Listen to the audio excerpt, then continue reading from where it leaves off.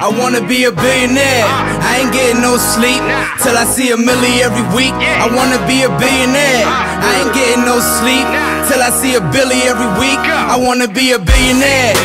Billionaire, I wanna be a billionaire. Billionaire, I wanna be a billionaire.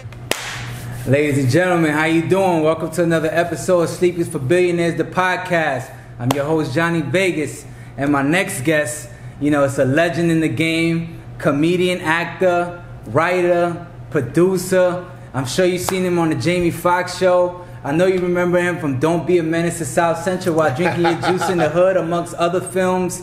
Ladies and gentlemen, Alex Thomas. What's going on, my brother? What's up, man? How you feel? Oh, life is good. Can't complain. I'm happy to be here. I'm feeling good, man. Yeah, you know, when you break all those credits down, I'm like, wow, I really have been doing this a long time. Like, I guess I was in all the hood classics, like you said, Don't Be a Menace, Players Club, Two Could Play That Game, The Wash, Jamie Foxx Show, Def Comedy Jam. I mean, it goes on and on. It's crazy when people come up to me and be like, yo, I grew up watching you on TV. Right. And I'm like, thanks for making me feel 75.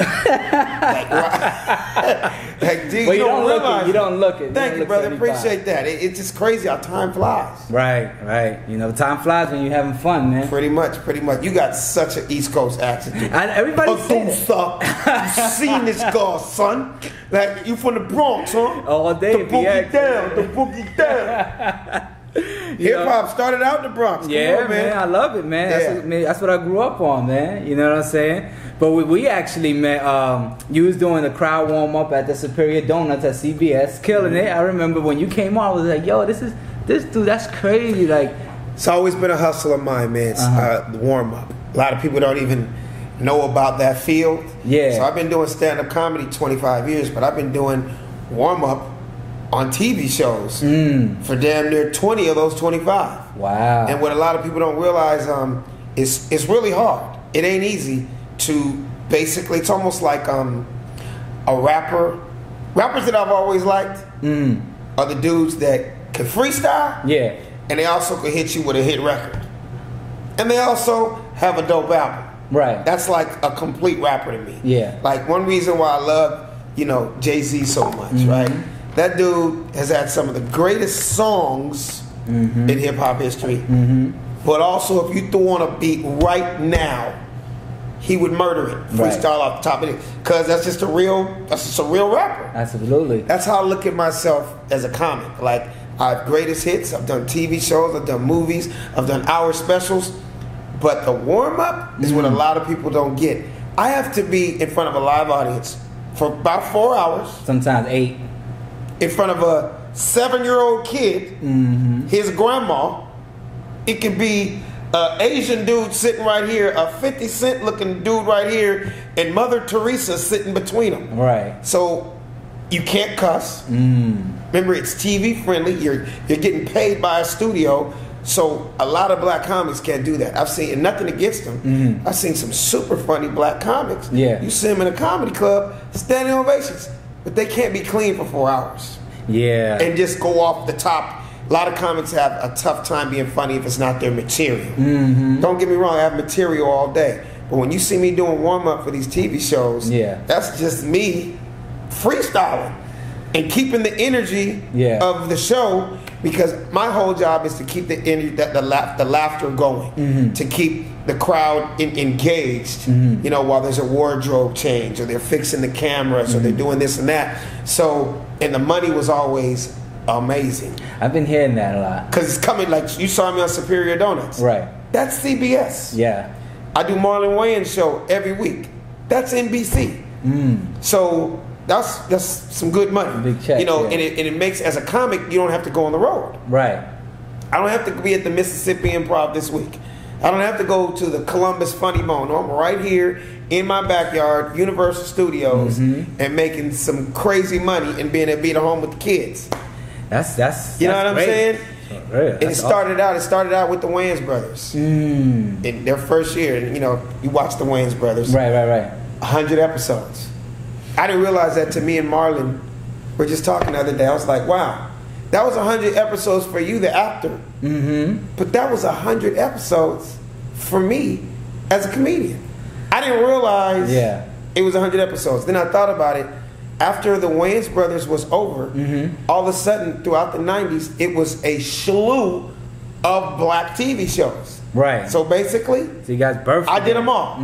I did Living Single for 5 years, 100 episodes. That was a great show. I did Moesha. I did The Parkers. I did All of Us. Yeah. I did My Wife and Kids. Anything that was black, that was major network TV. They needed a warm up. They called Alex Thomas. So I thank all of them because it was great exposure. I ended up being on a lot of those shows as the actor. Yeah. You know what I mean? Right. So it just kept me in the loop.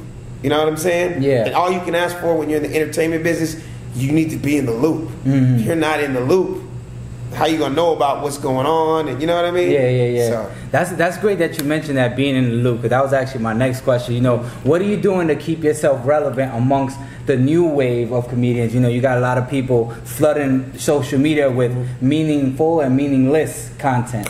You know, so how do you kind of stay relevant amongst that wave? You know, I use 2 examples.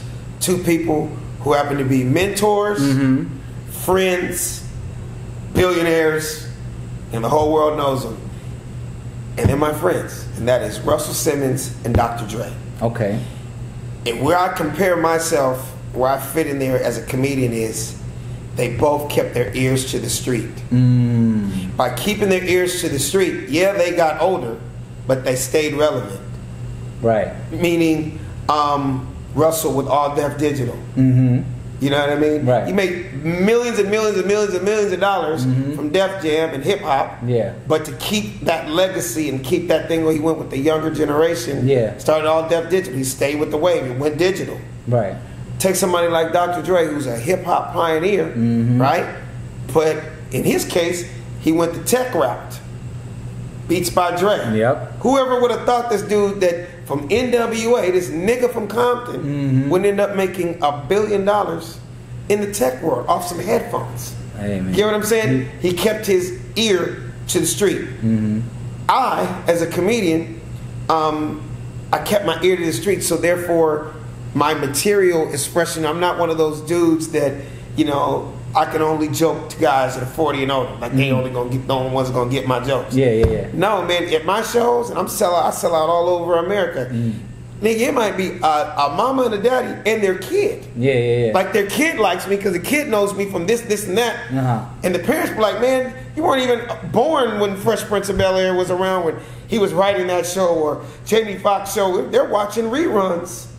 But to the young kids, my material-wise, it's not like I'm trying to be something I'm not. I'm not trying to be an old dude trying to be young. No, I love hip-hop. Right. I'm one of those dudes, I can really talk African Bambaataa, KRS-One, Eric B. and Rakim, LL Cool J, DMX2, Lil Uzi Vert, to Cardi B, to 21 Savage.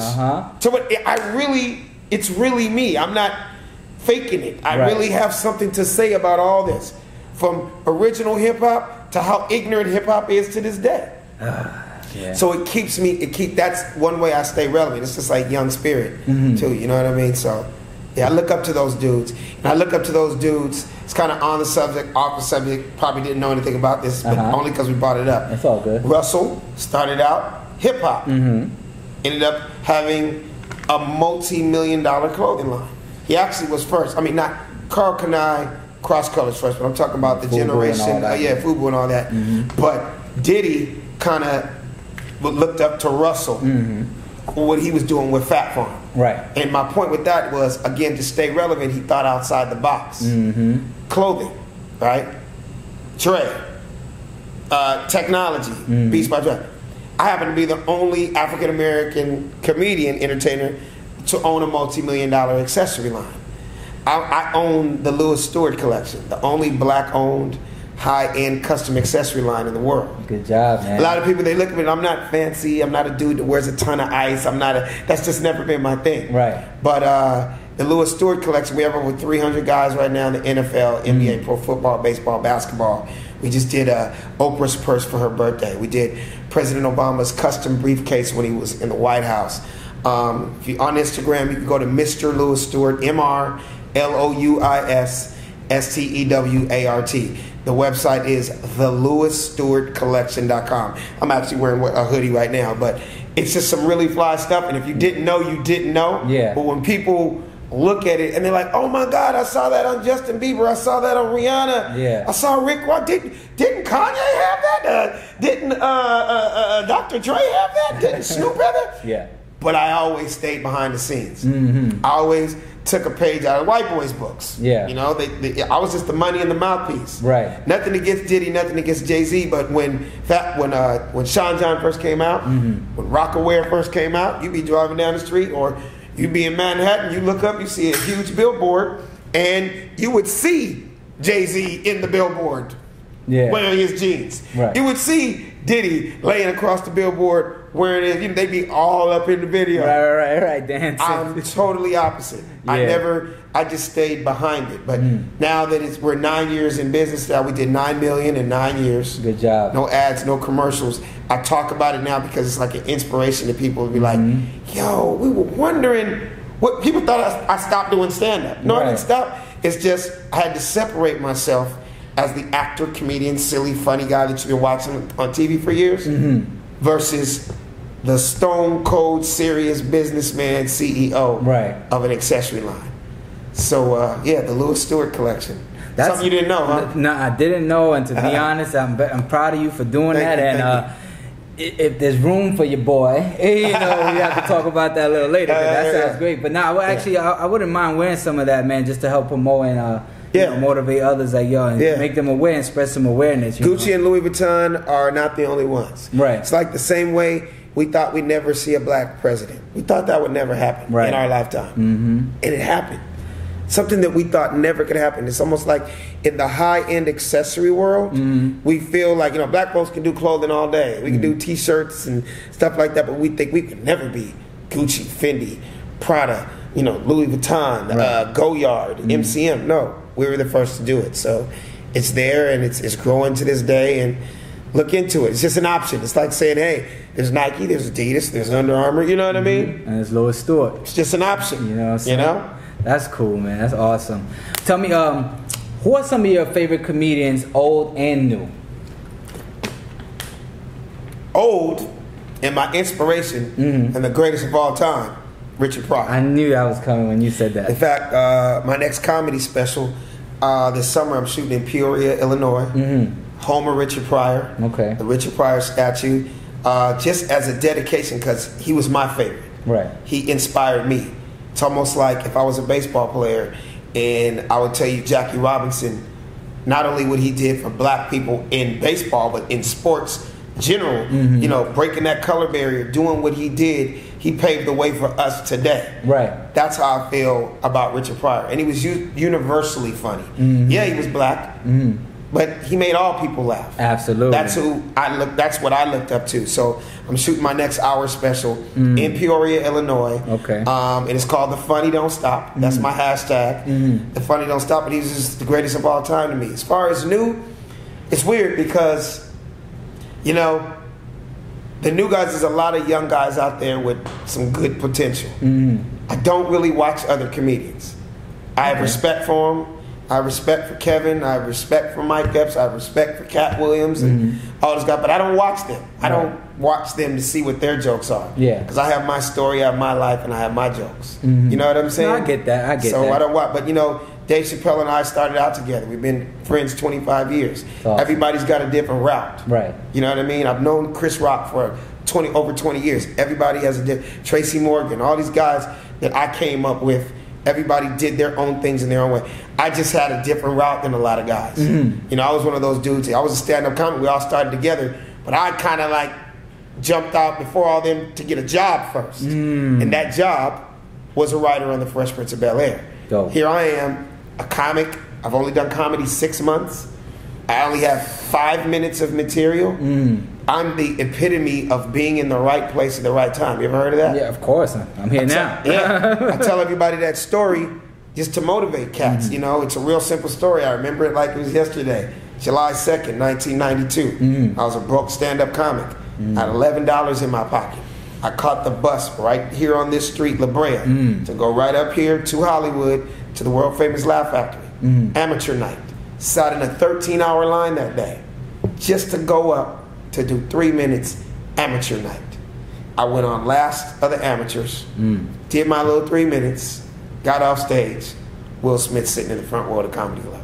Wow. Right when I got off stage, he came up to me, he was like, yo, man, you real funny, man. You know, my name is, I was like, I know who the hell you are. Right. Will Smith, right? He goes, well, yeah, I got this brand new TV show. I was like, yeah, Fresh Prince of Bel-Air, I watch it every week. Yeah. It had only been on a year at that time, right? Okay. He goes, well, let me ask you a question. He goes, do you write? I was like, let me ask you a question. You got a pen? Yeah. He was like, well, do you think you could come down and help us with some funny stuff like what I saw on stage tonight? I was like, hold on, let me check my schedule. Yes, I'm available. He's like, when do you think you can come down? I'm like, now. Like, can I get a ride? Can I get a ride with you? Rest was history. I was there the next day, 4 years, 88 episodes. Wow. So, Will Smith, if you're watching, I appreciate you. Love you, brother. That was the start of my career, and yeah, that was the beginning. Writing. That's great, man. That's great. How like, that opened up all the doors for me. That just shows like when you want it bad, like you'll go to amazing lengths to get to there. Like you waited 13 hours, took the bus to do 3 minutes, and it changed your life. Changed my life, and that opened up every door, and so many things happened for me. It's like that was a big year for me. Like 92, 93, that was the beginning of Def Comedy Jam. I did Apollo that year. I booked my first commercial that year.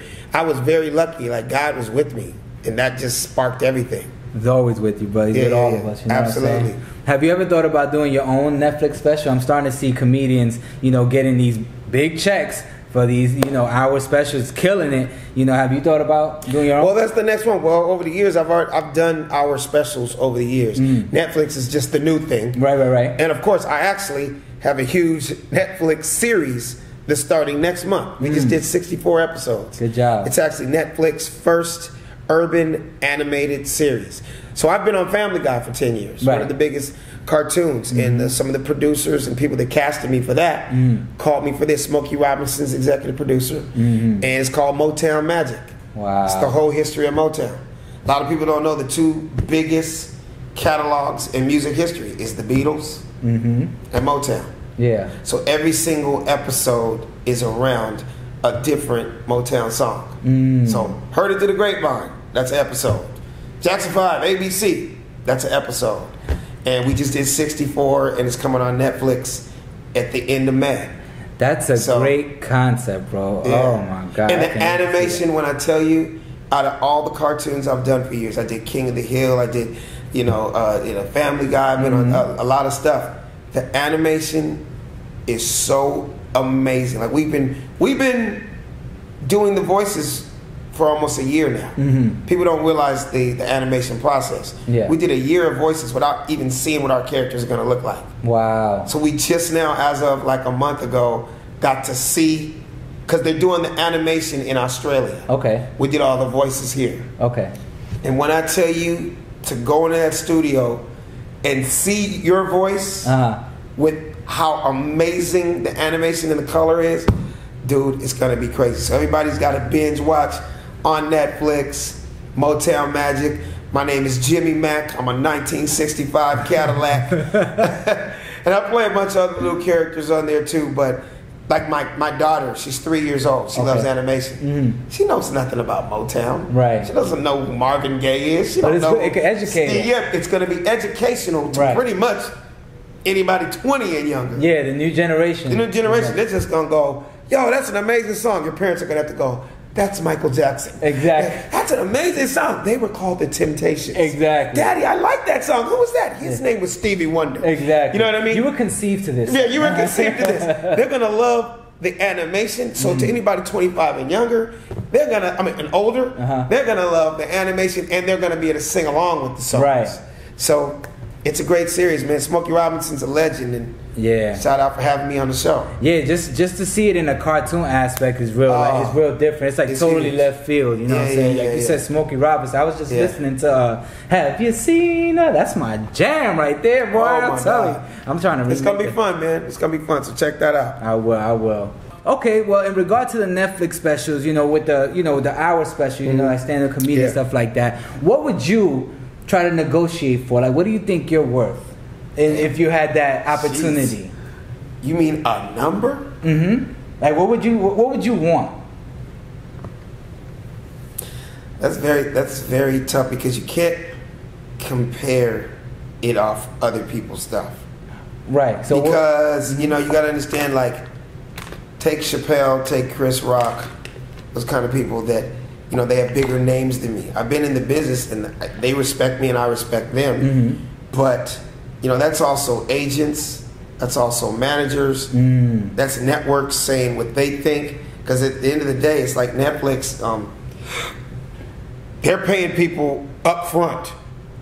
A lot of people don't realize this is industry talk now. Yeah. Netflix is non-union. Okay. So it's not like I'm coming from more of a generation of residuals. Mm-hmm. You may get this, but over the long run, you can make millions, but that's not what you got when you shot that. Right. Or when you perform that. Right. The reason you're hearing about these crazy lump sums is because the network going, here's what it is, because you're not getting anymore. Okay.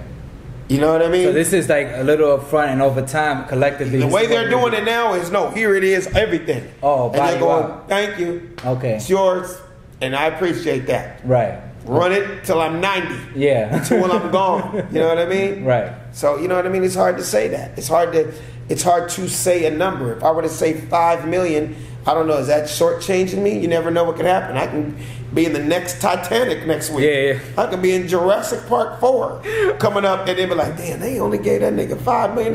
He could have got 50 million like Dave Chappelle. You know what I mean? Yeah. Who's to say? Because I'm a businessman. Right. A lot of people don't realize a little fact.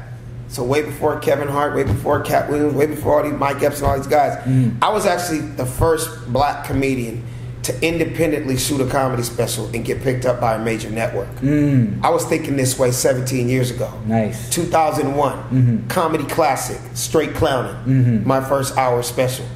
Will Smith was on it with me. Okay. Dr. Dre did my music. Shaquille O'Neal was on it with me.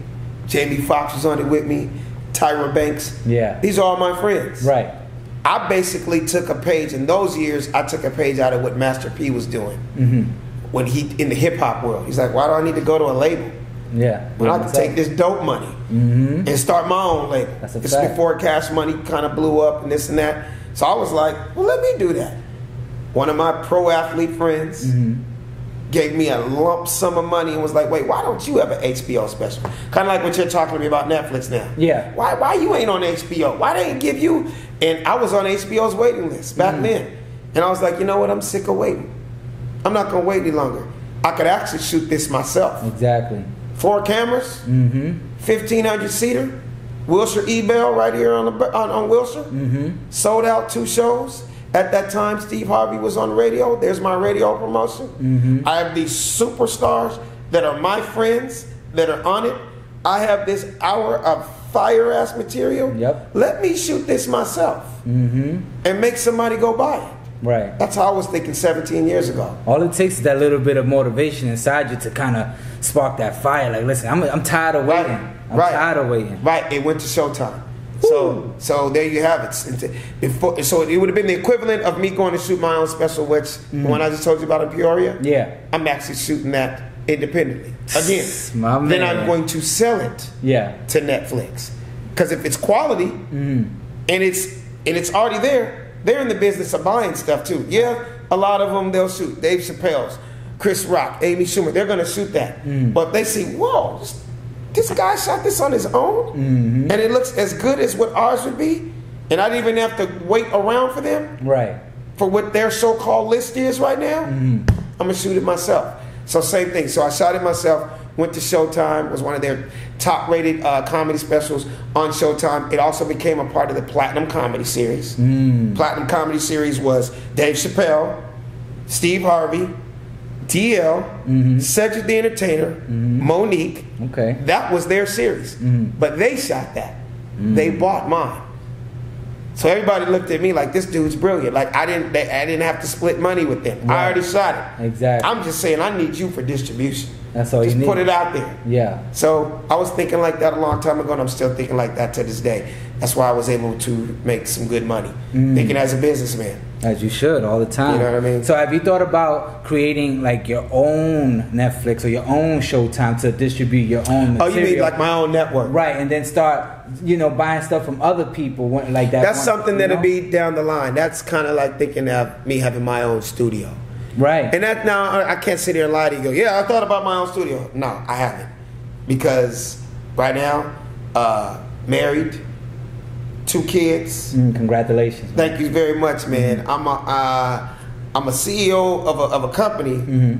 I run my company. I run my business. But that's kind of what it's all about right now. I'm not kind of like trying to put too much on my plate. Right. Yeah. That might be something that happens later on down the line. But right now, it's about securing that for my family. Securing that bag for my family and taking care of them first. And whatever happens is going to happen outside of that. Absolutely, man. Yeah, it sounds like it's coming. It sounds like you got the mind frame to always think bigger and outside the box. Absolutely. So I see your own network in the future, man. I definitely encourage you to do that because it's like, although it might be more legwork for you in the beginning, but the ultimate goal is going to come. Oh, yeah, especially you got the support around you for people to put the stuff in there and then make it more credible. So I definitely feel that'd be a good move. Now you say you have a wife, 2 kids, family, man. Are you encouraging your kids to get into business at all?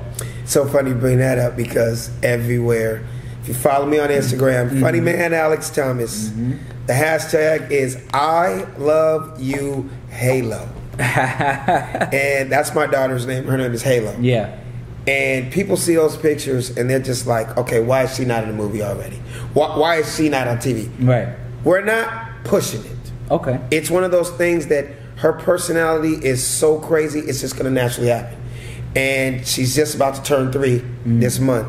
So awesome. We're thinking at 4, maybe 4 or 5 years old. I already have agents that were like, right when she turns 4, we'd like to be her agent. Right. So it's going to be organic if she wants to go out for a commercialist, but I'm not pushing it. My son is only 5 months old, so he's brand new. It's like, obviously, daddy's in this. If it happens, it happens, but I'm not forcing it because you always hear the stories about people that try to force their kids into it. When you force them, then they become rebellious. Right. It's kind of like it's bound to happen with my daughter because she has so much personality. Yeah. But we're just gonna see how it goes. We're not forcing it.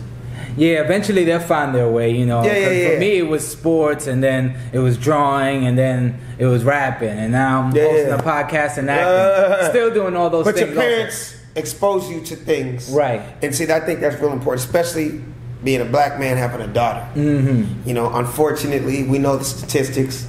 So many black men are not in their kids' lives. And then it's easy math. That's why they end up on the pole. That's why your son is 16 selling cocaine. Because there was nobody there to say, get your ass in the house. No, you're not doing this. You're going to do your homework. Right. No, what is that you are wearing? Take it off. Right. What is that you're listening to? Cut it off. If you're raising yourself. Right. And you know what I mean? You're going to make some super dumb decisions. You know what I mean? So it's very important, I feel, especially your daughter. Like I keep saying, my son's only 5 months, so he's just a baby right now. But I have my daughter already. She's in dance class. She's in, maybe be specific. Yeah. Modern jazz, tap, and ballet. Oh. Yeah. I see. You know what I'm saying? Like, because you say dance now, they be like, "See, booty shaking already." No. You just said you didn't want her on the pole. She twerking. She has her dance recital in June. The bottom line is, you want them to be involved in so many things that are positive and constructive. That when they're able to make up their own minds, they're going to keep that mindset of staying busy and doing things that they're not even going to have time to do dumb shit. Right. And they're going to be smart enough when they're old enough to realize they're going to tell their friends, "Can I cuss on this?" Yeah. What the fuck are you doing? You guys about to go do what? Okay, great. That's beautiful. But I have soccer practice in an hour. That would be great to go do that dumb shit with you guys, but I have choir rehearsal. That'd be great that you did it, but you know what? I have painting class. She's going to be in so many things. Right. And hopefully whatever out of all that stuff we put in her face, she'll decide what it's going to be. It's not going to be the lack of effort on our behalf. Right. It's not like we didn't put her in anything and everything. You get what I'm saying? Right. She's going to learn what it is to have an agenda. She's going to learn what it is to be on a schedule. She's going to learn what it is that I got to do this. I got to get rest. I got to do, you know what I mean? Yeah. So shout out to all the parents that do that. that are in their kids' lives. Yeah. That you know, our guys my age that have kids that are already 20. And you know, that are doing good things. That's because they were strong in their lives. You know what I mean? So now it's good that you kind of kids are not to cut you off. Kids, from what I heard, kids are, because I'm new. Kids are a reflection of their parents. Right. You know what I'm saying? Yeah, I agree. So.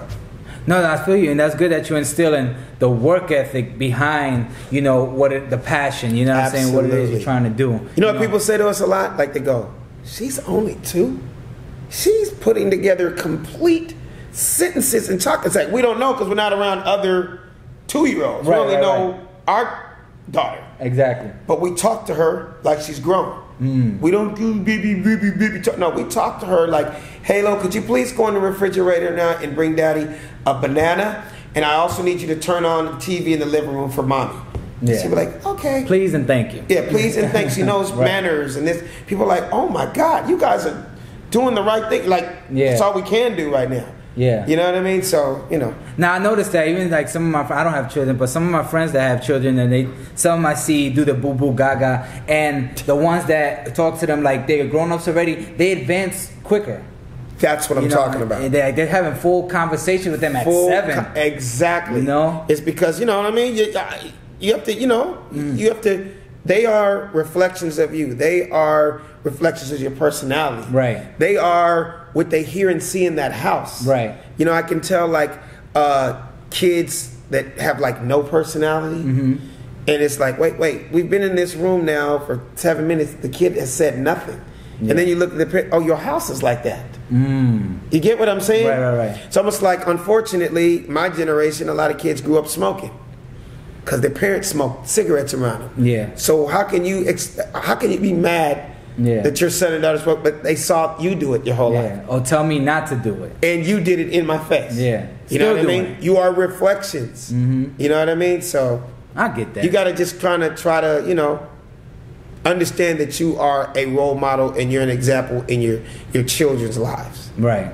Yeah. Absolutely. Definitely got to lead by example, man. Yeah. Did you ever want to do anything besides comedy before, you know, coming up? Like, did you ever want to do, if you can do anything else, what would it be? Or what were your dreams before comedy? Right. It's funny because, you know, somebody could sit here and lie, go, "Oh, I always wanted to be a comedian." Yeah. I knew when I was 10 years old. No, I didn't. I was just that silly, funny guy in the hood. You know, high school, class clown, best sense of humor. It wasn't like I was saying, "Vote for me" in June. That's, you know, class clown. No, that was my personality. I was the dude, even though I grew up around gangsters and Crips and Bloods and gang members, I was telling you, I grew up on this side of town, but before we came up on this side of town, I was in South Central. And like, not exaggerating, half my family's Crips, half my family's Bloods. I just happened to be the one that didn't go down that lane. Right. My parents were like, "You are not gonna get caught up and shot like your cousins, your brothers, and everybody else." So I actually got bused from South Central to Beverly Hills. I was the only black kid in an all-white private school for 10 years. I got teased my entire life by my own family members, cousins, brothers, uncles, aunties. "You sound like a white boy. You act like a white boy." I used to be like, "Holy cow, whatever gave me that idea." You guys are joshing. What's wrong here? But it obviously worked out for you. Worked out big time. Who knew I'd end up writing on one of the biggest shows of all time? Right. And that's kind of like a lot of the material that was on the Fresh Prince of Bel-Air. Yeah. The one reason why Will Smith and I got along so well, same way he grew up in Philadelphia, it was the same way I grew up here in LA. You know, Carlton, the whole situation with Alfonso Ribeiro, he was white all day, 24/7. Right. I was like that when I was around the white kids. But I went home to niggas every day. So I got a balance. You know what I mean? But I got teased because I'm coming home South Central LA and I'm walking home with hockey sticks, golf clubs, sweater tied around your neck. Sweater tied around my neck. I'm in the Cub Scouts. They're like, "What the fuck? I can swim. Oh, wow. Nigga, I can read." They're like, "What? I'm good friends with my dad."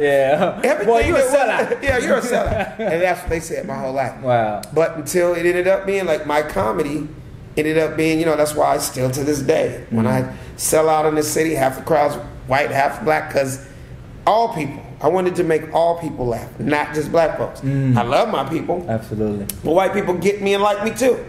You know what I mean? Why would I turn down money? Ain't nothing wrong with You know what I mean? If you could be Universal, there's a lot more money in Universal. Yeah. You know what I'm saying? So to answer, point intended. Yeah, exactly. There was I never was an athlete. I love sports. I'm a sports fanatic. I'm like a walking Rain Man when it comes to sports. Rest in peace, Stuart Scott on ESPN. We were great friends, and he liked me as I was one of his favorite comedians. He's one of my favorite announcers because you see how he embodied hip hop into the sports world, but he was still corporate. White people loved him. Black people understood it. Yeah. He made white people know what hip sayings were, and this and that. When we were talking about him, that's what I would have done if I had not have been an actor, a comedian. I'd be that dude on SportsCenter, commentating, but making you laugh in a funny kind of way, but still getting my point across. That's interesting you say that, man, because a lot of comedians or even actors that I ask, if you weren't doing this, what would you be doing? A lot of them always say, like, I would have been a rapper. A lot of them say rapper. Don't get me wrong, I love hip hop. Yeah. Love hip hop to death. I'm lyrical. I get it. I can rap in the shower. Yeah. I'm triple platinum in the shower. Hey, that's how I feel about singing, man. Yeah, you know what I mean? But no, I can't sit here and say I would have been a rapper, but I love hip hop. But that's something I really would have, and school didn't work out for me. People ask me, did you go to college? I went to college for 20 minutes. Yeah. I was the original college dropout way before Kanye. And it just didn't work out for me. You know what I mean? I always heard college, you go to college, you learn a trade so you can eventually make money at something like and pay back those loans. Yeah, pretty much. My case, right out of high school, boom, I found out about this entertainment business. That kind of is like when I told you that story about Fresh Prince, and I told you about me being an amateur and just being 21, 22 years old.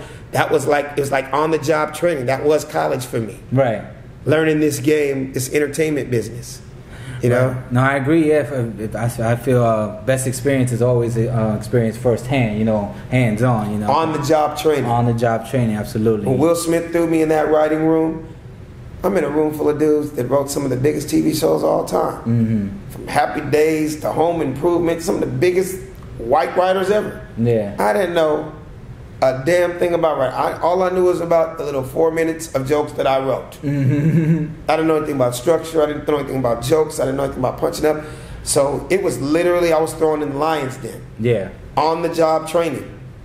Yeah, but I'm sure. And he trusted in me, and yeah, the rest was history. Yeah, but I'm sure when they found you, I'm sure they were looking for something fresh, something raw, like raw talent, a new point of view, and I was one of the only black writers on the show, and I'm the same age as him. So I was able, nothing against those great white writers, right? But you could say what you think a 22-year-old black guy would say, versus it coming from another 22-year-old black guy. No, this is what we would say, nigga. Yeah, exactly. So I just made the jokes funnier.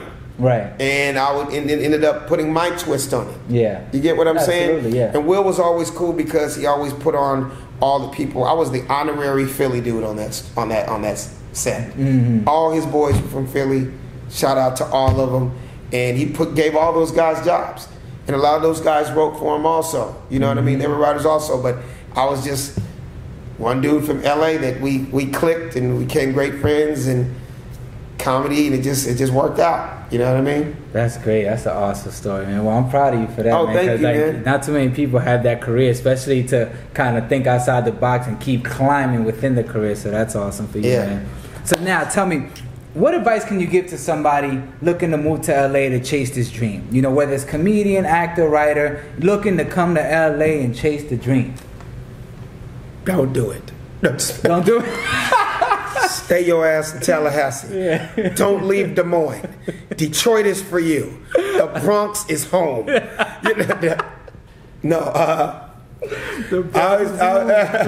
always tell everybody, from doing so many cities, and I do 35, 45 cities a year, and I get that question in every city I go to. And I'm constantly telling people, like, if I think they're funny or I think they're talented, you got to get the hell out of here, man, or you'll just be the greatest that there never was. Yeah, on your block. Yeah, you'll be the funniest dude on your block. You'll be the dopest nigga in your neighborhood. But if you really got talent, you have to think outside the box. You got to get outside your box And if it's entertainment, you got to come to this place called LA. Yes, it's going to be tough. Yes, you are now in the home of everybody's talented. Everybody's beautiful. Everybody's a model. Everybody got 1 million followers. Yeah. Every nigga can rap. Every nigga can shoot a basketball. It goes on. I can keep going. Yeah. You know what I mean? And people, you know, a lot of times they're not ready for that competition. They'd rather be home with a number one. Great. Like I said, you'll be the greatest that never was. Yeah. If you really just take that next step, and you hear all these stories from all these people that came from other places. They had to come here and step in this lion's den. Yes. This snake pit. You know what I mean? And it's like only the strong survive. You know what I mean? You're gonna get 1,000 no's before you get one yes. That's the city we live in. I tell people, if you really believe in yourself, you gotta come to LA and take it to the next level. Yes, hold it down in your town or wherever you're from. You gotta start somewhere. Yeah, sling that mixtape. Be platinum on your block. Be that dude on the radio in your city. That's great. Be the funniest dude in your town. That's good. Okay, now it's time for you to go to the big leagues. Right. That's like being the dopest nigga at the park down the street from your house. Right. That's great. You dunked on the nigga you've known since you were 6. Yeah. Now let's go to another city, a nigga that's a foot taller than you, 10 times stronger than you. See if that same jump shot works there. See if that same joke you told on your block works in front of 600 strangers. You think you're funny? Yeah, I'll be killing my hood. Great, nigga. Here's the mic. You're up next. Do 20 minutes. Can you do that? Can you go be funny in front of 5,000 strangers? I didn't think so. You know why? Because that takes work. Right. That's a career. That's the next level. You know, Instagram and social media is a false sense of what you do. I'm sorry. Right. Don't get me wrong. It's a gift and a curse. It's a great tool. I've utilized that tool now. I'm not one of those OGs that knocks these young Instagram dudes. No, I get it. Yeah. I get it, nigga. I wish it was around when I was coming up. That's a fact. If Instagram was around when I was coming up, nigga, I'd have 90 million followers. You know what I mean? But I realized, oh, this tool is amazing. Yeah. When I started seeing niggas blowing up that ain't funny, that aren't talented at all, and hold up, he's considered famous? Yeah. He has how many followers? Oh, let me find out about how I get on this shit. Yeah, right. And that's why my shit took off so fast, because it's funny, these Instagram guys, they're coming from a world of, their whole goal is to eventually be on TV, to eventually do a movie. I'm coming from 25 TV shows and movies, and I'm utilizing this because I realize, oh, that can only help. Will Smith is a great example. Right. He's only been on this shit 4 or 5 months. He has 12 million followers. Why? Because he's a real star. Right, exactly. He really is funny. He really is talented. Exactly. He does have real stories. He really does know these people. Yeah. You get what I'm saying? Yeah. This is a lot of fake motherfuckers. And I'm not knocking the ones that are real and true to this and real to this. I get that. But a lot of these motherfuckers, they're doing all this.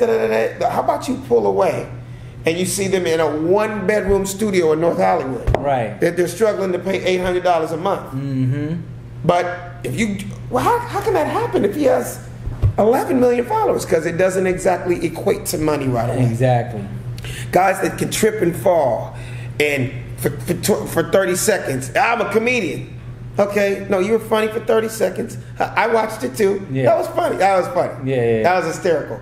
Okay, nigga, here's the mic. You're up next. Go up in 5,000 at the amphitheater this weekend.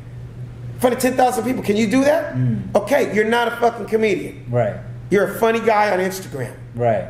Nothing wrong with that, but let's just really be real with this description of what a comedian is. Exactly. And I'm not, because a lot of these young cats that are listening right now, some of them are, actually working on that craft. I respect them. Right. I respect King Batch. I respect Rito Brown. I like, the list goes on. I respect DC Young Fly. I know all these little young dudes. I know, I keep my ear to the street. I know who the dudes, and they all respect me because I really do this. Right. I respect those dudes, like the whole 85 South cats. You know what I mean? And Carlos M. and Chico Beans and Billy Sorrells. I know all the young dudes. Right. I respect that. I respect those dudes. But the ones that are just on this and this only, then just stay on that. Right. Do what you do. I understand, excuse my language, you get your pussy on that, great. It's a new lane. Just don't call yourself a comedian, dude. Don't, because now you're disrespecting my craft. Exactly. And the blood, sweat, and tears that I've put in this game. I'm going up 6 nights a week. Every single mic I could find for 15, 20 years to get to this level. Yeah, that's a fact. We ain't have Instagram. Yeah. It's like a dude that just thinks he's a rapper all of a sudden. No, you're forgetting about those dudes who really paved the way, who really can write a song, who can also improv, who can also really, there's a craft behind this. Right. Just because you shot 3 jump shots in your mama's driveway and 3 went in and your boy was taping and you turn around, ready for the league. No, you're not ready for the league. Not at all. You're not. Not at all. Just because you made 3 shots? That's discarding those kids that started at AAU. They went through the steps in the junior high. They went to high school.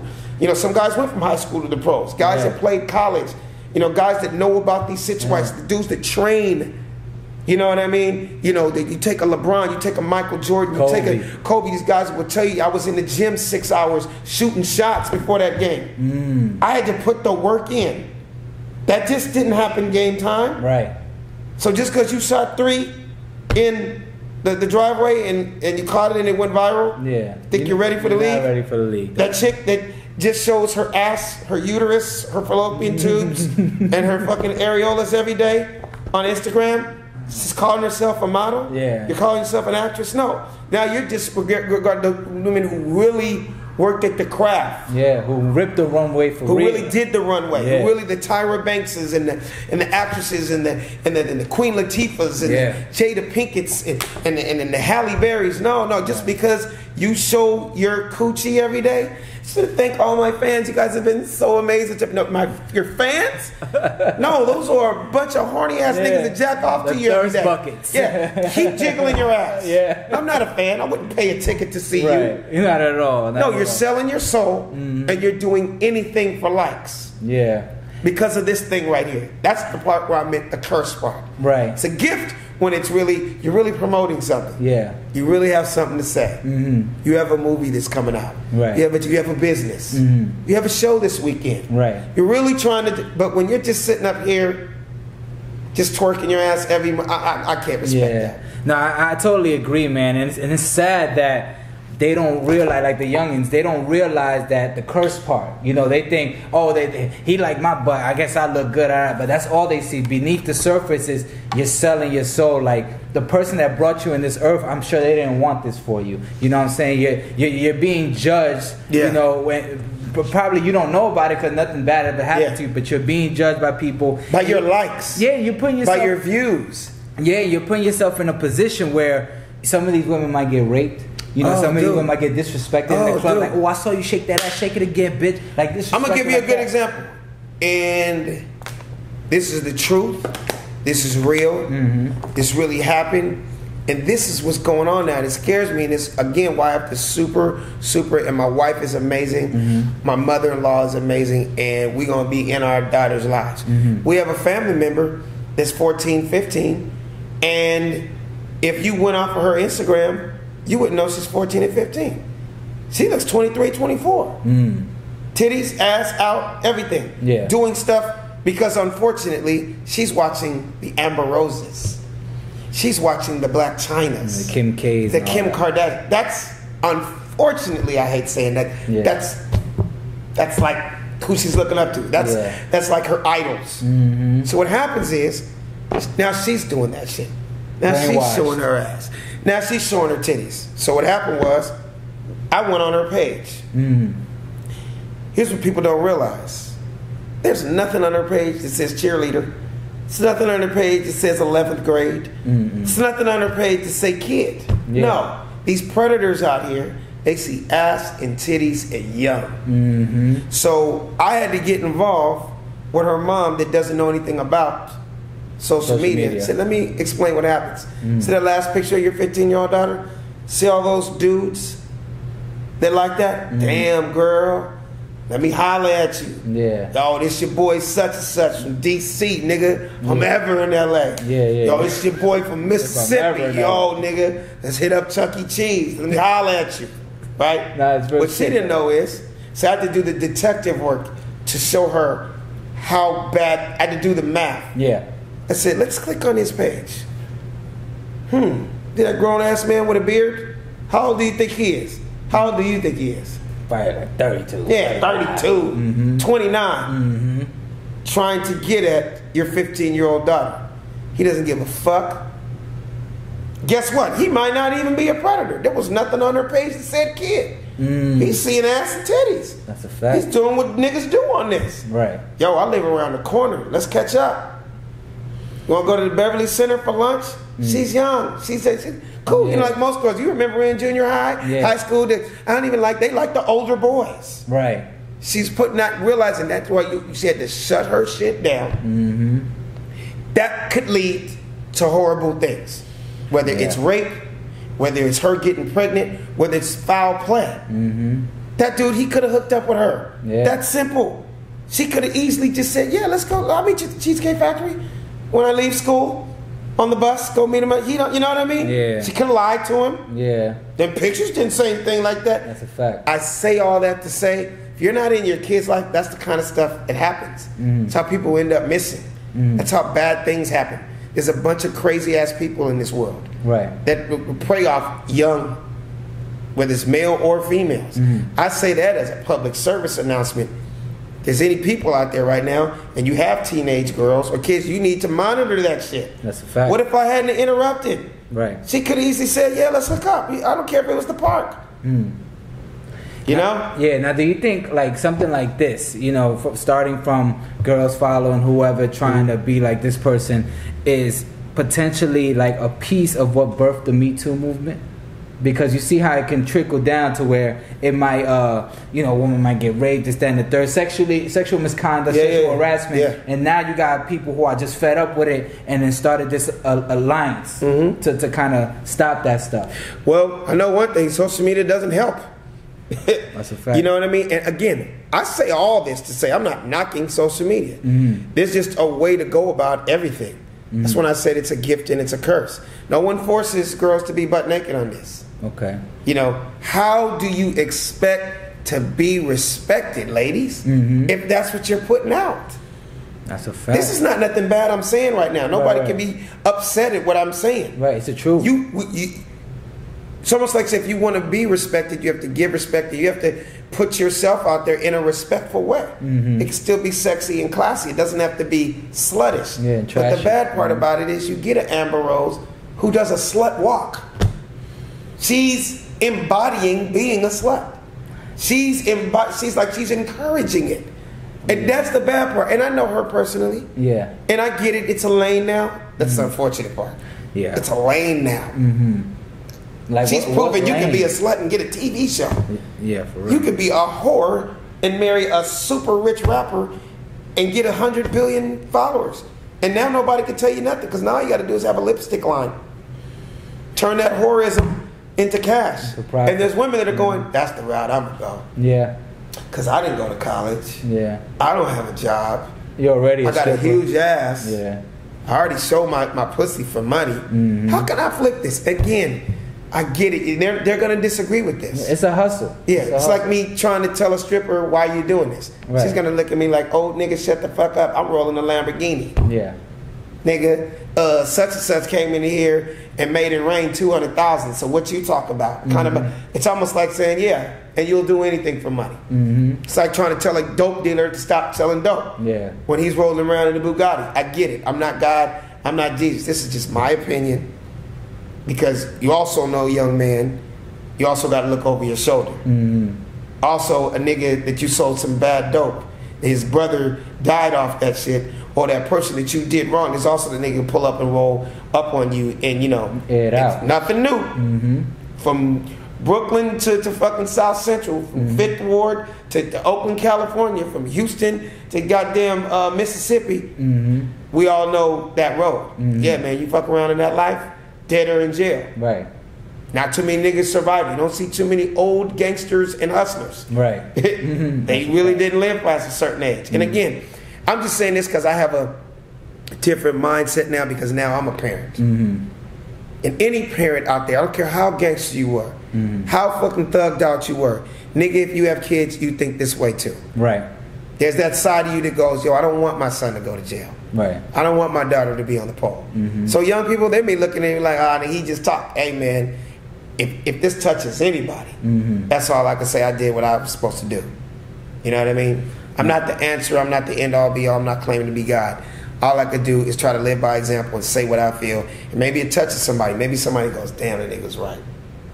Yeah, and I'm sure, I mean, to their defense, I'm sure they think in the back of their mind, maybe this is like strippers, for example. Oh, maybe this is wrong. I shouldn't be doing this. I could be doing something better with my life. But, you know, at times they feel that they're like limited to their options. You know, they want that quick cash. And, you know, stripping is legal. You know what I'm saying? So they can make money. It's not like their prostitution is a different story. But you know what I'm saying? To their defense, it's also a gateway. Yeah, they feel like they're that's true. I'm sorry. It like, is what it is. They feel like they're limited to their options, so they might just kind of go with what works at the moment. You know what I'm saying? For plans for something greater. It's almost like, again, I'm not saying all, but you try to not have your kid smoke a cigarette or smoke weed. Why? Yes, not everybody, making it clear, not everybody started out and went to cocaine and meth and heroin. But motherfucker, a lot of them did. It started with cigarettes. Then it went to weed. It's not getting me high enough. Let me try this cocaine shit. You know what? That did. You know what? Let me try heroin. Let me try me. And the next thing you know, nigga, you're done. You're out of there. You're strung out. You're this, that. It's almost like in that game. If you're gonna show your pussy to strangers and get a little bit of something, the natural progression is porn. You're doing it already. Well, why not? Or prostitution. Okay, you showed your pussy to these guys. They gave you $1,500. They gave you $2,000.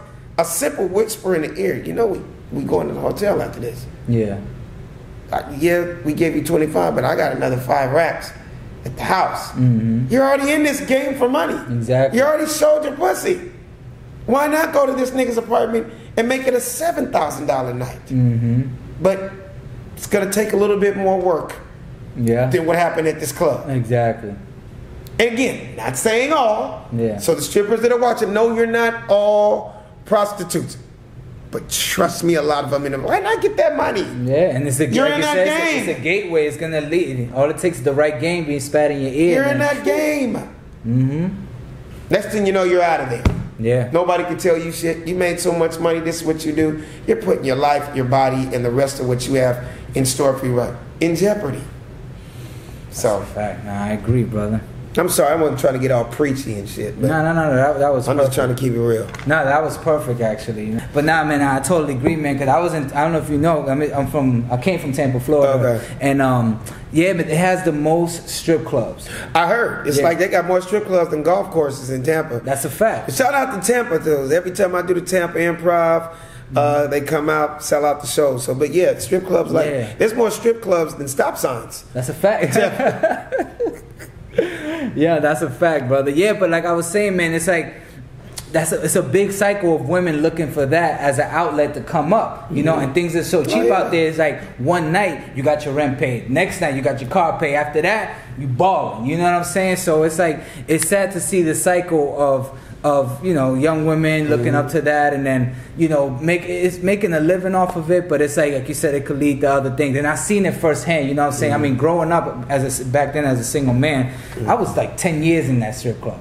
You know what I'm saying? Just Sue's Rendezvous in the Bronx? No. I'm talking about in Tampa. You know what I'm saying? You got Shangri-La, you got Scores, of course, all that. You know what I'm saying? Not Moulin Rouge, Deja Vu. You know what I'm saying? A bunch of them. But yeah, but I seen it firsthand, bro. And then sometimes it's just like, it's sad to see, man. Like you said, as a parent, you start thinking you don't want your kids doing this. I'm not even a parent, and it's like, I can see where the mind frame of a parent, even if it was in that life, would change because you don't want to see your loved one go through that. Absolutely. So, I mean, it is what it is. But I mean, like, so in regards to like the whole Me Too movement, do you think that it played a part in the Bill Cosby verdict? Well, Bill was way before that. Right. Well, he just got. But yes, it added a lot to, you know what I mean? Because now it's just so in the news and it's so right now. Mm-hmm. You know what I mean? It's just unfortunate, but you know, I'm gonna be honest with you. As a comedian, you can't knock that man's body of work and what he did for stand-up comedy, TV, and the entertainment game. You know, me or you weren't there when any of this shit happened. Mm-hmm. You know, we only know what we've heard. Mm-hmm.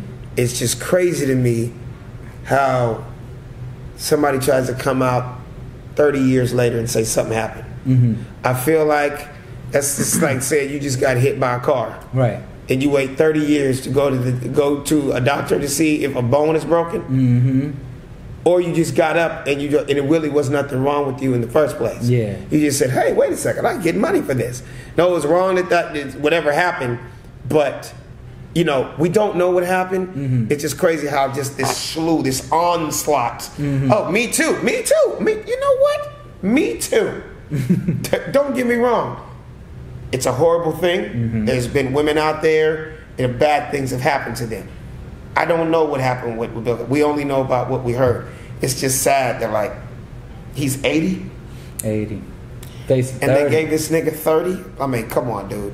He doesn't have too many more years on this planet. But it's like, you know, it just goes to show being black, no matter how big you get, they will still make examples out of us. Mm-hmm. You still need to keep your nose clean. Mm-hmm. Watch what you do, watch what you say, because the game has changed. Right. You know, I have a whole new joke I do on stage about this whole Me Too and all this sexual harassment stuff. I basically talk about, the topic of the joke is, I'm happy I got married when I got married. Okay. I'm happy I found the right one before all this bullshit. Mm-hmm. Because before I had my wife, I was a wild and crazy nigga in these streets with a lot of women. I'm sure we all were. You know, nigga, I got away with murder. Like a motherfucker. Because I was very hands-on with these bitches, I'm not going to lie. But I like to talk and have a good time and drink and wine and dine women, and we just have a good time. But I said, damn, it's crazy now, because now you can lose your job off of something you said. You can get fined off of verbs, things that you say, right? I mean, in my generation when I was coming up, in, you know, the 90s, early 2000s, we call that getting at a chick. We call that, spitting game. We call that flirting. Yeah. Nigga, it's a felony now. Right. Too sensitive. Right. So I have a whole new joke. You got to come see me. You got to come see me live about that. But I have a whole joke I do about that. Like, while I'm happy I'm married, how cost effective it is to be married. I just give you a blurb of the joke. I said, yeah, man, I've been around a lot of NFLs, NBA dudes. Mm-hmm. I've seen them in the club. I've seen these dudes pop bottles, spend $10,000, $15,000 like it's nothing, just to possibly get some pussy. $15,000 on alcohol to possibly get some pussy. Because you understand, you're not spending $15,000 just to get drunk on your own. Right, not at all. Nigga, you can use the bottle at the house. Yeah. You could have went and got a little something. No, you're trying to impress other people. Yeah, you're showing off. You're showing off to possibly get some pussy. Now, do the math. Mm-hmm. You're doing that three nights a week in clubs. Mm-hmm. So, nigga, you easily spent $60,000 this week on alcohol. Yeah. To, what's the word? Possibly get some pussy. I say, nigga, do you know how cost effective it is to be married? I say, I buy my wife one lemon drop martini and get the best blowjob in blowjob history. Oh, man. For $13. Oh, I'm in the building. Do you understand? That's a fact. Come on, I saved what, $45,000? Yeah, you saved somebody's year's salary. Come on, man. I love my wife. Shit, it's a beautiful thing. I don't have to deal with that kind of shit anymore. Nah, I feel the same way, man. Like, actually, before I came here, I just met my girl, and I'm glad, because if I would have came here single, it would have been a totally different ballgame. I probably would have ended up back in Florida. Oh, you would have lost your mind. Yeah. You would have lost your mind, and it's easy to lose your mind in this city. Yeah, that's a fact. Man. You know what I mean? So yeah. That's crazy, man. So tell me, let's just switch things around. How do you feel about President Trump as our president? I hate him. I don't like him. I don't like anything he stands for. He's a Republican. I'm a Democrat. I'm surprised the Mexicans didn't try to kill his ass when he came here. He came to L.A. I thought the Mexicans were going to blow up his hotel. I'm like, what, do y'all know he's here? Yeah. And y'all ain't doing shit about it? Yeah, man. It's so funny because I do a joke about him on stage. Yeah. I said, by the way, did you get the email from Trump? No. He sent out an email. No, I did not. To all black people about a week ago. Yeah, and and supposedly by August 5th, we have to all report back to the cotton fields. Did you hear anything about that? No, I didn't. No, but I said real talk, but Trump's the type of dude that will make cotton picking a 6-figure-a-year job. I say, so a nigga gonna have to make a decision. Yeah. So my question to you, right here on camera, I just need a yes or a no. Just a yes or a no. Okay. For $500,000 a year. Just a yes or a no. Would you pick cotton? Yes. I'll be You're cotton picking right. Motherfucker. You're cotton picking right. I'll be right there with you. Yeah. With some Beats by Dre, some fresh ass Jordans, and a Gucci backpack. You ain't never lied. We gonna be out there. We gonna have a dance with that shit. We gonna have a dance with that. Call it the cotton picker. Hey, Trump, you got those bricks ready? We gonna build that wall next. Straight up and down. As we pull away in our Lamborghinis. Yeah. No, but Trump, man, it's just crazy this situation with Kanye. Oh my God! You saw the TMZ interview? I've seen it all, and I love Van Lathan. He's a good friend of mine. He said it eloquently, and he did it great. It's just like, I love Kanye. He's actually a friend of mine. I've known him a long time, but unfortunately, I have to say that brother's in a sunken place right now. And get out. Get out, nigga. It's just sad the stigma that comes along with fucking with that Kardashian family and those Jenners. Like, do you really think that's what it is, though? Dude, it's like every dude that has messed around with them, it's been nothing but either bad thing. The thing about with Kanye, he met her already as a talented guy. Yeah. That had a whole lot of shit going for him without her. He was platinum before her. He's super talented before her.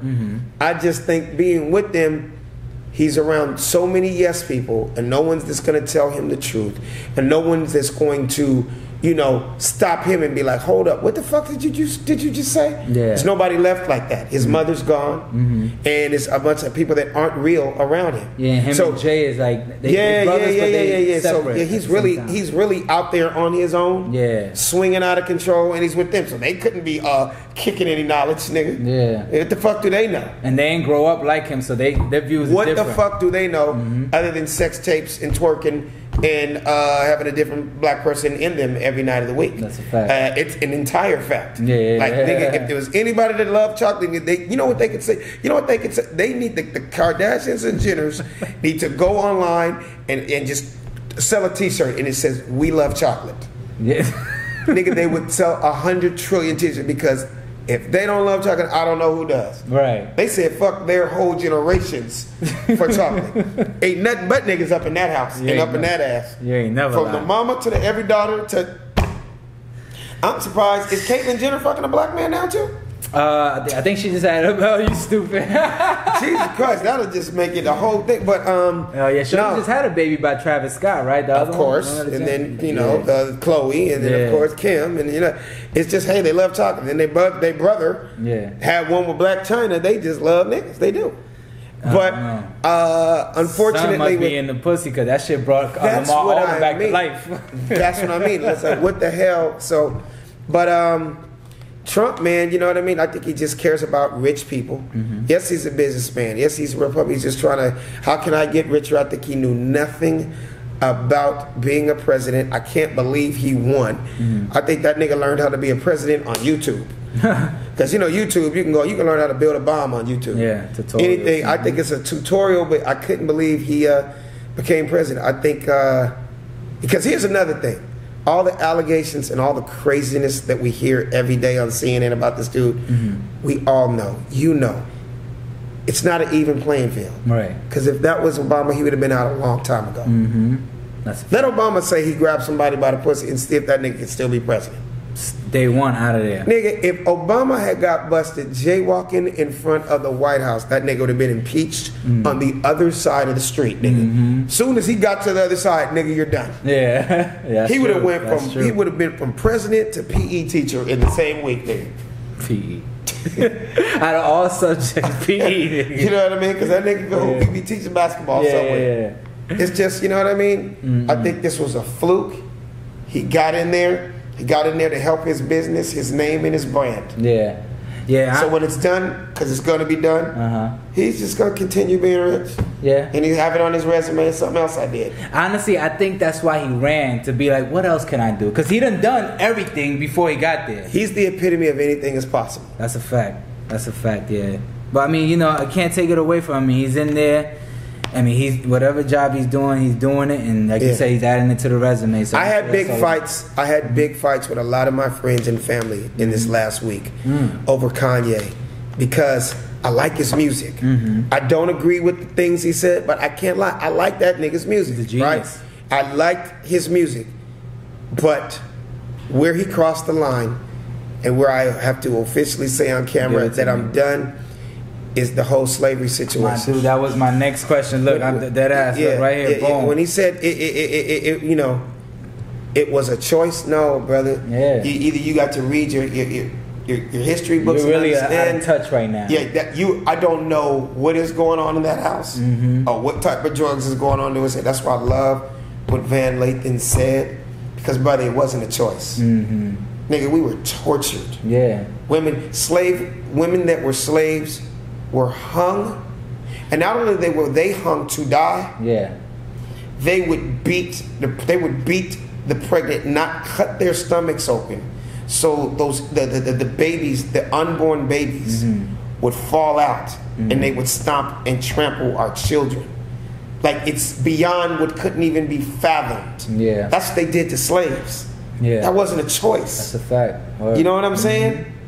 So when he said that, he crossed the line, and I don't even know if a regular apology, if he sticks to it, that's going to hurt him big time. If he apologizes in some kind of way, that might, but that's a wound that's deeper than, you know what I mean? Yeah. Like, that's just you, when you talk about your feelings and your thoughts, that was a horrible feeling and thought that came out, and it's going to come back to haunt you. Yeah, I mean, or you might have a crowd full of people that are with you that may not be of our color. Because yes, Kanye is crossed over. Right. Yes, white people like him. Yes, I swear to God, I feel like if they did analytics and statistics on the sales of his shoe, I think more of them bought it than us. Right. Because remember, they've adapted to our culture. Absolutely. We all know what I'm saying when I say they. They love hip hop as much as we do now. Right. Their kids trust me, their kids, they got to go buy that LeBron James jersey. They got to go buy that Kevin Durant jersey. They got to go buy those Yeezys. They got to go buy those Jordans. Shit of our culture that they love. They love him. They're the ones with credit cards. Yeah. They're the ones when they say, Kanye concert sold out in 2 minutes. That's white people. Yeah.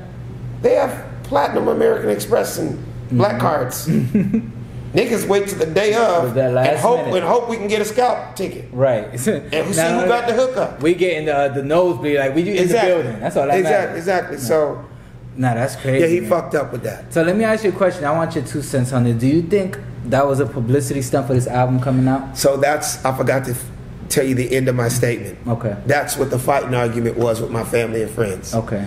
I thought that it was the biggest and dopest publicity stunt ever. I was under the impression like, oh, he's up to some more ignorant, brilliant shit. Yeah. And what is that? You're out the loop for a year and a half. What can I do to put my name in everybody's mouth? How can I get the world to talk about me right now? Oh, and by the way, the album drops on Thursday. Nigga, that's brilliant marketing. That's a fact. He said, talk about this Trump shit. A simple wearing of a hat can get the whole world talking? Yeah. First of all, nigga, you're an artist. I'm an artist. Nigga, I would love some kind of way I got something coming up this week and could get the whole world to talk about me. You know how many curiosity dollars I'm gonna make? So that was my fight. Yeah. I told everybody, y'all don't understand. It's all a ploy to get you to go by. But he crossed the line when he said the slavery shit. Yeah, that's what I'm saying. Like, you gotta have some type of boundaries. Yeah, man. yeah. You know what I mean? You went there with it. Yeah. I can't have your back anymore, brother. Yeah. I felt a lot of people. They said he lost like 9 million followers or something like that on Twitter. My wife was like, I know that's your boy. I know you like him. But if you buy that motherfucking album, we're gonna get a divorce. I was, man, fuck that nigga Kanye. Yeah, fuck a Kanye. Yeah, Kanye who? Fuck Kanye who? Fuck around in my household, goddamn. Fuck up my happy home shit. That's a fact, man. So, all right, so let's get off of that, you know what I'm saying, and get to something more positive, you know what I'm saying. What are you doing to give back to the community? Well, in my case, I have a foundation. I help children with cancer, with pediatric cancer. The great, Alex brother. Thomas Foundation. I do a huge golf tournament every year. July, Mountain Gate Country Club in Bel Air. I work with the Ronald McDonald House. Okay. A lot of people don't know what the Ronald McDonald House is. Ronald McDonald houses are built across the street from several different hospitals in America with children with cancer. Because what happens is you can't actually have the family and friends in their hospital room. So the Ronald McDonald House was built across the street from these facilities, somewhere if your child is either, 60 days, given 60 days to live, or the doctor says they only have 6 months left, or they're going through chemo, and that family wants to be right there for their child in case of emergency, or to be there with them. The Ronald McDonald House is across the street, and they basically provide them for free however long they need to stay there while their kid is going through chemo or going through serious crisis with cancer. Food, shelter, a place to shower, a place to sleep. That's what we do. My foundation, we will actually, there might be 15 families dealing with their kids are in chemo right now, given 6 months to live. We actually make dinners or bring dinners and pay for their food so that they can ease their minds and they can be in a better place while their kid is going through something catastrophic. That's what the Alex Thomas Foundation does for children with cancer. Yeah. So that's my way of giving back. There's a billion ways to give back. Yeah. People do different things. Cancer hit my family huge in the last 5-6 years. Sorry to hear that. So yeah, Me man, too. it was real tough. So it was something I felt, how can I give back? And when I found out that one of the #1 killers of children nationwide, 15 and younger, is cancer, it touched me. So I was like, you know what, this is what I want to do. This is going to be my way to give back. That's awesome, man. Alex Thomas Foundation. Yeah, man. And if you ever have any events like that going on, definitely let me know. I mean, I'll bring absolutely. some food out, water. Oh, absolutely. Whatever. Any way to help. Yeah. You know what I mean? That's my way. You can make somebody smile and laugh in a situation where they have nothing to smile and laugh about. Yeah, and sometimes that's all they need. You know what I'm saying? Because I heard, cancer cells feed off stress. You know what I'm saying? It just attacks you more. So you want to be in that sunlight. You want to be around love and positivity. Yeah. Just to, I don't want to say save yourself, because you never know if that can kill the cancer. Yeah. But, it can put you in good spirits at least when you need it the most. Absolutely. And one of my hashtags is laughter is healing. That's great. I say that, again, I'm not a preacher. I'm not Jesus. But from doing comedy 25 years, I couldn't tell you how many stories I have of people coming up to me after my shows. Random people. Never met them before in my life. They'll say, like, my mom's going through chemo right now, or we just buried my dad, or this lady in Atlanta just recently after my show, she came up to me with tears in her eyes. She said, "Can I get a picture with you?" I said, "Yeah." She goes, "You were so funny. I haven't been to a comedy club in 25 years, and you were my son's favorite comedian. We bought these tickets to come see you a month in advance. He was shot and killed 2 weeks ago. Wow. So I came here on behalf of my son because he wanted to come see you." And I couldn't explain to you all that I've went through in these last 2 weeks, losing my son to gun violence. But you made me.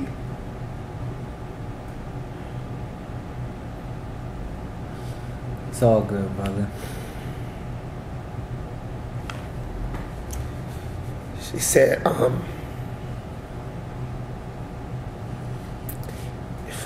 I get you. You made me smile. Go ahead.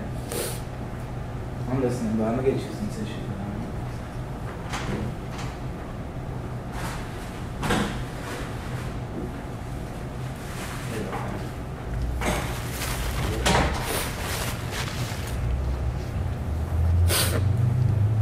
You know, she said, you made me smile, you made me laugh, and you made me forget about this pain for a little bit. So it just kind of lets me know, as a comedian, I'm not a doctor, I'm not a lawyer. I can't, there's no way we can bring her son back. Mm-hmm. But that made me feel so good inside. That was like, maybe that was my calling. Maybe that was my blessing, to make somebody laugh and make them forget about that pain. Mm-hmm. I can only imagine the pain of a mother losing her son in any kind of way. But let's say gun violence. And then on top of that, I was his favorite comedian. They bought these tickets to come see me. Mm-hmm. And he couldn't be here, so she came for him. Mm-hmm. She said, I haven't laughed. I can't tell you how hard I laughed tonight and how I needed this. And I just wanted to say thank you. That's great, bro. That made my night, that made my day, and and she just said, just keep doing what you're doing. You don't know, when you're out there on stage, you don't know who you're touching. Mm-hmm. You didn't know my story till I came up to you afterwards. Yeah. So that makes me, I'm sorry about that, man. No, that's good, bro. It's just, you know what I'm saying? Like, you got to get it out your chest. But, honestly, I think secretly, because my mind, I always think God works in mysterious ways. Like, things like that, that's God talking to you, through somebody else, to motivate you to keep going, you know what I'm saying? Because who knows? I don't know what you was going through then. Maybe your life was good. Maybe you had something going on that possibly could have discouraged you at the moment. But it took that one, saying from the lady to keep you going, you know what I'm saying? Yeah. Look how that touched you, you started crying, obviously you felt some type of way, and I feel like that was God talking to you, you know what I'm saying? This is definitely your calling. You touching a lot of great people, you healing people with laughter, and it's obviously benefiting you, your family, and it's all pure, genuine from the heart. It's not like you're doing it for profit. It's just coming naturally, you know what I'm saying? So that's I feel like that was God talking to you at that moment, brother. Yeah. You know what I'm saying? So yeah. But that's rest in peace to that lady's son, you know what I'm saying? And God is blessing all of us. He's watching all of us, you know what I'm saying? So let's just keep on, fulfilling his plan, you know what I'm saying? Yeah. Straight up. So speaking of that, what's next for you going forward from here? Like I said earlier, my new Netflix specials. Mm-hmm. It's a Netflix series. Mm-hmm. It's called Motel Magic. Coming on Netflix. Everybody watch 64 episodes. It's hysterical. It's executive produced by the legend Smokey Robinson, so that'll be on Netflix. Mm-hmm. Shooting my next hour special this summer, Peoria, Illinois. The funny don't stop. That's my hashtag. Mm-hmm. They can follow me on Instagram at funnyman Alex Thomas, Facebook at funnyman Alex Thomas, and the hashtag is the funny don't stop. Got another hashtag, laughter is healing. Mm-hmm. I have a ton of hashtags, man. I touch the people. Yeah. A lot of, these jokes pay these bills. Hey. You know what I mean? So the joke slinger. Exactly. So, you know what I mean? Just staying busy. On the road, doing a lot of shows. I got a lot of shows coming up. If they follow me on Instagram, they'll know where I'm going to be next. Every single Tuesday night, I got the Funny Don't Stop Tuesdays at a dope comedy club, North Hollywood. It's called the Ha Ha Cafe, 4712 Lancashire Boulevard in North Hollywood. Every Tuesday night, you never know who might drop by. Mm-hmm. It's a great show, so pull up. Yeah. You know what I mean? The Funny Don't Stop. Well, I'm definitely putting up. He said they got strong drinks for the level. And the drinks are out of this world, and the food is great too. So yeah. Yeah. So my last question, man. You got JayZ phone number? Because I'm trying to interview him on the show. You know, I need him to come through. Jigga. I want those likes. I want those follows. So funny. I got stories about all these guys, these rich and famous dudes who are my friends, or I've known them for years, had their numbers. All their numbers done changed. I'm sure. I swear to God, man, his number changes every 2 weeks. Man, what this nigga calling me on a Sunday for? Yeah. Nah, that's funny, man. Well, ladies and gentlemen, thanks for having me. Man, thank you for coming through, man. Fun. This was great. I know we probably went a little over time. No, over time. We are our time. You know what I'm saying? That's how we give it up out here. Sleep is for Billionaires, the podcast. Alex Thomas, your boy Johnny Vegas, and I'm out. Make sure you stay tuned for more episodes to come, you heard? The funny don't stop. That's a fact. I wanna be a billionaire. I ain't getting no sleep till I see $1 million every week. I wanna be a billionaire. I ain't getting no sleep till I see $1 billion every week. I wanna be a billionaire. Billionaire. I wanna be a billionaire. Billionaire. I wanna